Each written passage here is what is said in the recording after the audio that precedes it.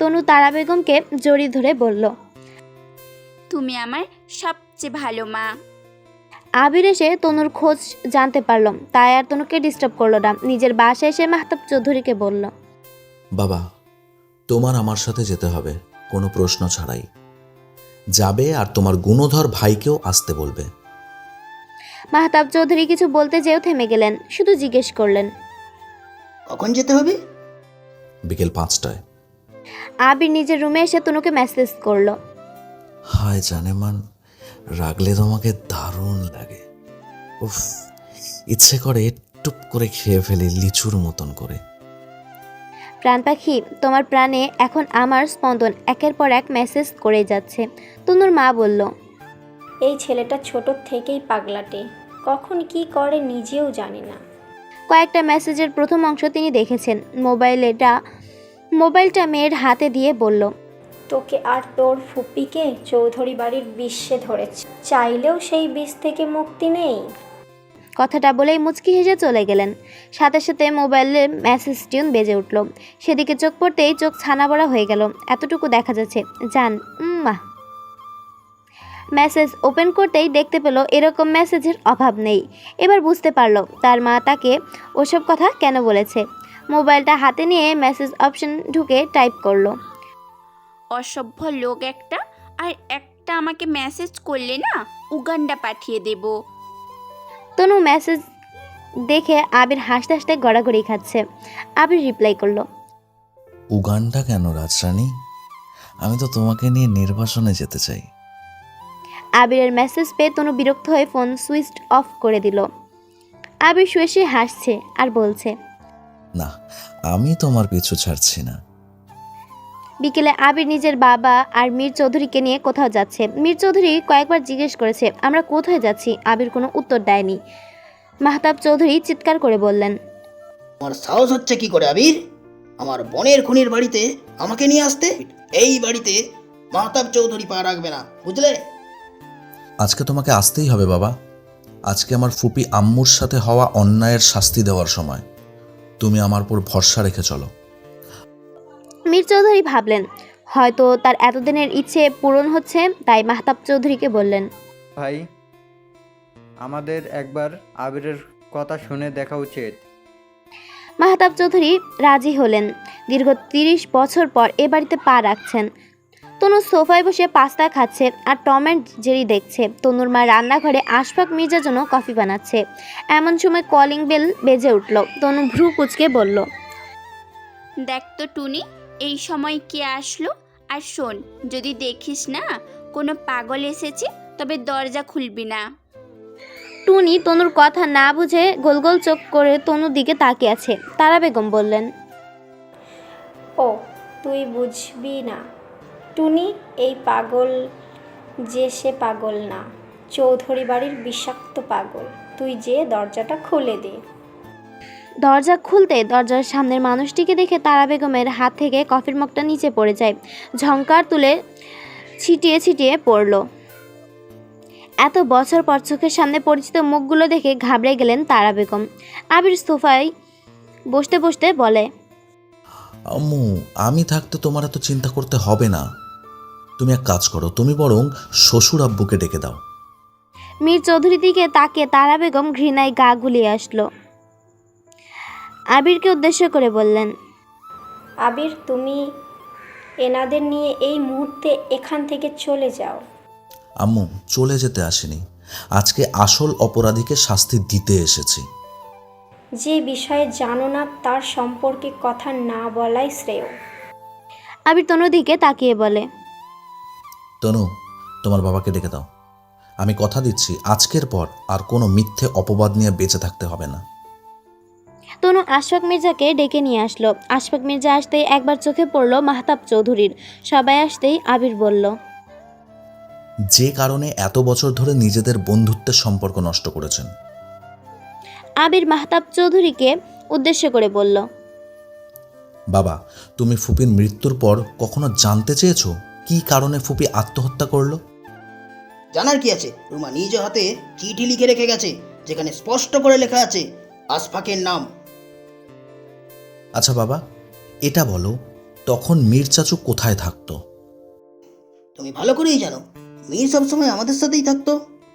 মীর চাচু কি তোমার আপন ভাই? না, ও তোমার দাদুর বন্ধুর ছেলে। ওর বাবা মা না থাকায় ছোটবেলা থেকে আমাদের সাথেই বড় হয়েছে। তাহলে তোমার একবারও কেন এটা মনে হলো না ফুপ্পির সাথে মীর চাচুর কোনো সম্পর্ক থাকতে পারে? যাও মুখে আসছে বলে ফেলছো। ভুলে যেও না, মীর আমার নিজের ভাইয়ের মতো ছিল, আর রুমাকেও মীর নিজের ছোট বোনের মতো দেখতো। তুমি ভুল ছিলে বাবা, তুমি ভুল ছিলে। ফুপি আশফাক আঙ্কেলকে নয়, বরং মীর চাচুকে ভালোবাসতো। মীর চৌধুরী ঘামতে শুরু করলেন, বা হাত দিয়ে কপালের ঘামটুকু মুছে নিয়ে বললেন, এসব কি বলছো আবির? এতক্ষণ আমি বলেছি, এবার আপনি বলবেন। আমি বলবো মানে? আমি কি বলবো? ঠিক আছে, আমিই বলি। তারপর আবির একটা ভিডিও ক্লিপ দেখায়, যেখানে স্পষ্ট দেখা যাচ্ছে মীর চৌধুরী বলছেন, রুমাকে ফাঁস লাগিয়ে হত্যা করে আশফাককে ফাঁসিয়েছে। আমার তো নজর ছিল তারার ওপর, তাই এক ঢিলে দুই পাখি মারতে চেয়েছিলাম। সব ঠিক ছিল, শুধু মাঝখানে তারা আমার কথা বিশ্বাস না করে আশফাকের কথা বিশ্বাস করে নিল। উপস্থিত সবাই হতভম্ব, যে কথাটা কেউ ধারণায় আনতে পারেনি সেই কাজটাই হয়েছে। মাহতাব চৌধুরী উঠে এসে মীর চৌধুরীকে মারতে লাগলেন। আবির তাকে থামিয়ে দিয়ে বলে, কি করছো বাবা? এসব মানুষকে মেরে হাত নোংরা করবে? এর শাস্তি পুলিশ দেবে। মীরকে পুলিশের হাতে তুলে দিল। মাহতাব চৌধুরী আশফাক মির্জার কাছে ক্ষমা চাইলেন। আশফাক মির্জা সব ভুলে পুরনো বন্ধুকে বুকে টেনে নিলেন। আবির মাহতাব চৌধুরীকে বললেন, তুমি বাসায় যাও বাবা, আমি একটু পর আসছি। একটু পর না, এখনই আসবি আমার সাথে। সবাই বেশ অবাক হলো। সবার অবস্থা দেখে মাহতাব চৌধুরী বলেন, আশফাক, আমি চাই আমার তনুমাকে ধুমধাম করে আমাদের বাড়িতে নিয়ে যেতে। আশা করি দ্বিমত করবি না। বড় করে একটা রিসেপশন পার্টির আয়োজন করি, কি বলিস আশফাক? হ্যাঁ, আইডিয়াটা খারাপ না। আবির তবুও থেকেই গেল। সে তনুর সাথে কথা না বলে কিছুতেই যাবে না। এখনো যে আরেকটা সত্যি জানা বাকি আছে তনুর। বারান্দার গ্রিল ধরে দাঁড়িয়ে ব্যস্ত রাস্তায় দেখছে তনু। আবির পেছন থেকে তনুকে জড়িয়ে ধরে কাঁধে থুতনি রাখলো। আবিরের স্পর্শে ঈষৎ কেঁপে উঠল তনু। আবির আরও একটু গভীরভাবে জড়িয়ে নিল তনুকে নিজের সাথে। আবির নেশালো কণ্ঠে ডেকে উঠল, প্রাণ পাখি। আবিরের ডাকে তনুর হৃদয়ে প্রশান্তি ছেয়ে গেল। এ মুহূর্তে সে সব পাত্তা না দিয়ে তনু আবিরকে সরিয়ে দিতে চাইল। আবির তনুর কাঁধে আলতো করে ঠোঁট ছুঁয়ে দিয়ে বলল, আগে আমার কথাটা শোনো প্রাণ পাখি, প্লিজ আমার কথাটা শোনো প্লিজ। আপনার কোনো কথা শোনার ইচ্ছে নেই, চলে যান আপনি। আবির জোর করে তনুকে কোলে তুলে ঘরে নিয়ে আসলো, নিজের কোলে বসিয়ে বলল, এখন আমি বলবো, তুমি শুনবে। সকালের ঘটনার জন্য আমি সত্যিই দুঃখিত। এত নোংরা ছবি দেখে সত্যি কথা মাথা ঠিক ছিল না। আর সবচেয়ে গুরুত্বপূর্ণ কথা হলো, সেদিন তোমাকে আমি ছাদ থেকে ধাক্কা দিয়েছিলাম, তবে সেটা মীর চাচুর কথায়। আর তুমি দেখো, তখন আমার বয়সই বা কত ছিল, মাত্র 9 বছর। আমি কতটুকুই বা বুঝতাম। মীর চাচু আমাকে যা বলে দিয়েছিল আমি তাই করেছি।